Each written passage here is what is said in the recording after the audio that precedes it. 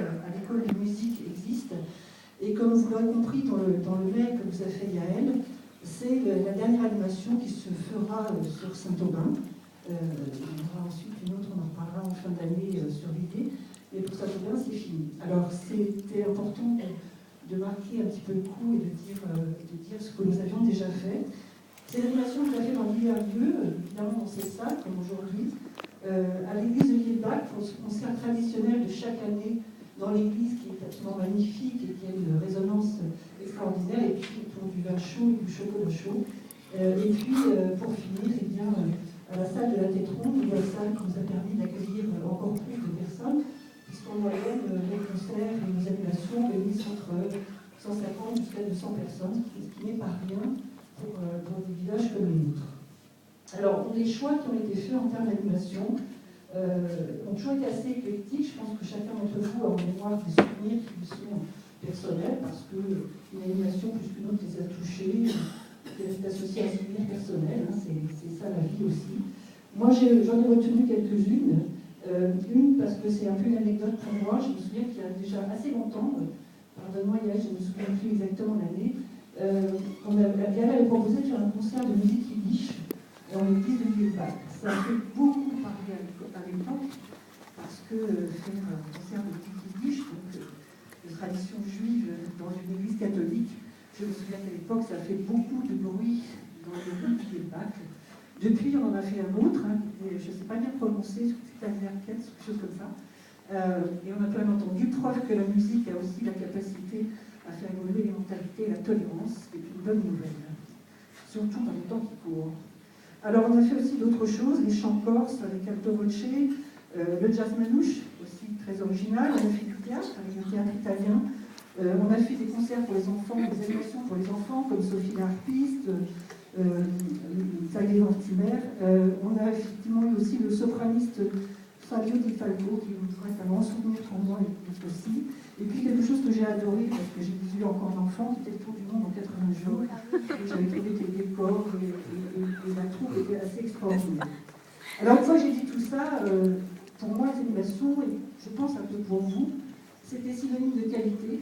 On a toujours essayé, et là, il y a toujours eu beaucoup d'attention à faire que ces animations soient de qualité. Autre intérêt, je trouve, c'est que c'est évidemment près de chez nous. Des fois, le samedi soir, on est un peu crevé, hein, on a eu tous notre semaine. Je ne suis pas sûre qu'on aurait été à toutes ces animations sur Paris, avec tout ce que ça veut dire, de route, de parking et autres. Et puis, je pense aussi aux enfants. Ben, voilà, on a toujours plaisir à les voir ainsi devant des concerts, dans la salle. Pas sûr que cette tolérance soit possible dans des grandes salles parisiennes. Et puis je pense aussi à nos seniors, voilà, qui n'ont pas forcément la possibilité de se déplacer, et pour qui ces animations sont la possibilité de continuer à conserver un contact avec la culture en tout genre.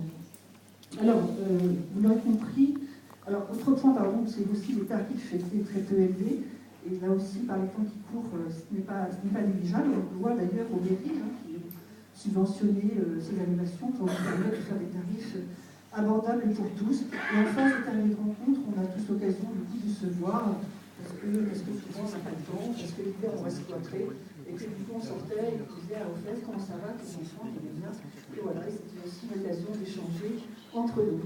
Alors, vous le savez, Yael a décidé de démissionner de ses fonctions et de ne plus assurer l'animation. Pour diverses raisons, je crois que c'est très important, lorsqu'on fait un travail, d'avoir le sentiment d'avoir une vraie reconnaissance. Je pense que la reconnaissance sur là, quand vous venez, c'est évident, mais il n'y a pas que ça.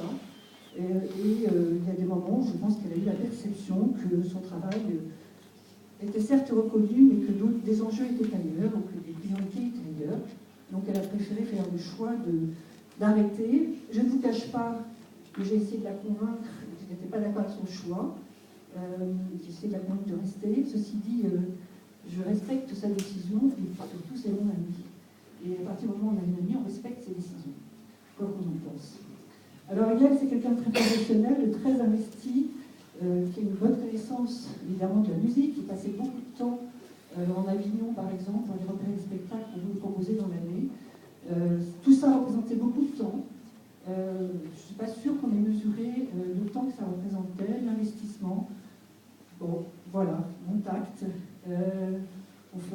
fête avec plus d'animation, et puis on va trouver d'autres occasions de se rencontrer. Voilà, le dernier concert aura lieu en l'église de Villers-le-Bacle.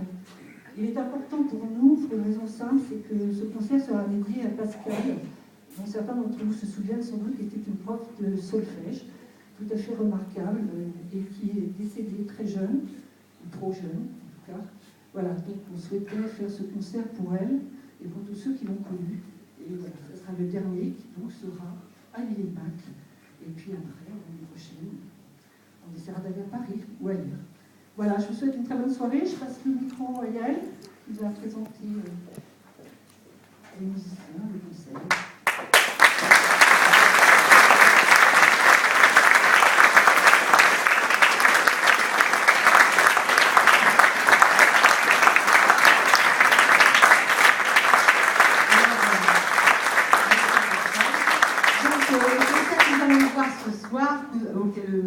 C'est vraiment un super concert. De toute façon, c'est toujours super, vous le savez. Un concert de guitare où vous allez découvrir vraiment toutes les facettes de la guitare. Pas que la guitare classique.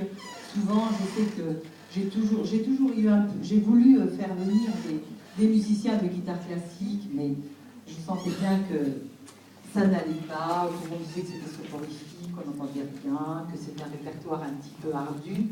Et là, grâce à mes tuyaux, parce que vous savez que j'ai un agenda extraordinaire, et c'est surtout grâce à mon grand ami guitariste Jean-Marie Camor, qui m'a refilé les tuyaux et qui m'a fait connaître Joe Buccio, qui est donc le maître de cérémonie de tous ces musiciens que vous allez voir sur scène, et qui m'a dit vraiment c'est quelqu'un d'extraordinaire, qui a créé une association qui s'appelle les Alliances de la guitare, et donc qui a pour but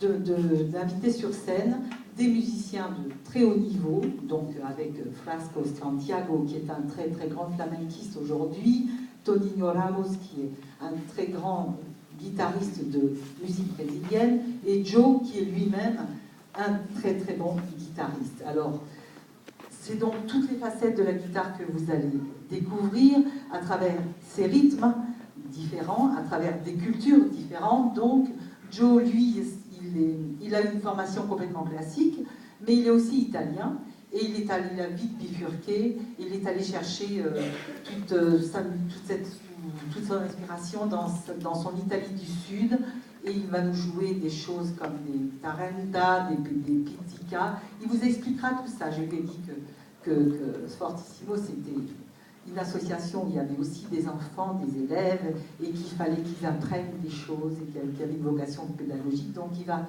j'espère, il est un petit peu fumeux, alors je ne sais pas s'il va vraiment bien tout expliquer, mais il m'a promis qu'il ferait ça très très bien. Et ensuite, nous aurons donc la culture brésilienne avec Toninho Ramos, qui va donc jouer des bossa, des samba, le baillon, enfin tout ça, ces choses absolument extraordinaires et très enlevées. Et nous aurons Frasco Santiago avec de la guitare espagnole et du flamenco, et bien sûr d'autres danses que vous découvrirez avec eux. Alors, ils joueront d'abord en solo, ensuite en duo, peut-être en trio, tous ensemble, accompagnés aussi d'un jeune percussionniste qui s'appelle Grégoire Lozac et qui est extrêmement doué. Je le dis parce qu'en fait, il ne m'avait pas dit qu'il venait. Alors donc, il n'était pas sur le programme. Donc quand même, on ne va pas négliger ça. On leur dira bien fort, il est très jeune. Et qu'est-ce que je voulais vous dire attendez, je voulais vous dire un truc, là, je suis en train de dire quoi attendez, ça va revenir. Oui, ce que je voulais vous dire, c'est qu'à un moment donné, ils vont jouer tous ensemble. Et ça, ce n'est pas rien, parce que quand un musicien est cantonné dans son style, jouer avec un autre musicien qui joue un autre style, qui est un autre rythme aussi, c'est vraiment un défi incroyable. Mais ça, ils arrivent à le faire, et c'est ça qui est vraiment extraordinaire à mon sens, musicalement parlant.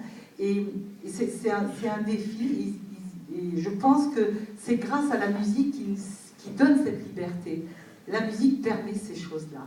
Bon voilà, et moi j'ai pris des libertés aussi ces temps-ci, mais c'est pas parce que je vous aime plus, c'est parce que je vous aime encore plus fort. Et puis vous savez, l'amour, ça dure tout le temps. Donc voilà, je suis toujours là, et j'espère qu'on se reverra toujours. Voilà. pour faire de la musique. Et puis surtout, il y a une école, n'oubliez pas, et cette école, j'y tiens comme mon bébé. Voilà. Je vous remercie. Bravo. Ouais.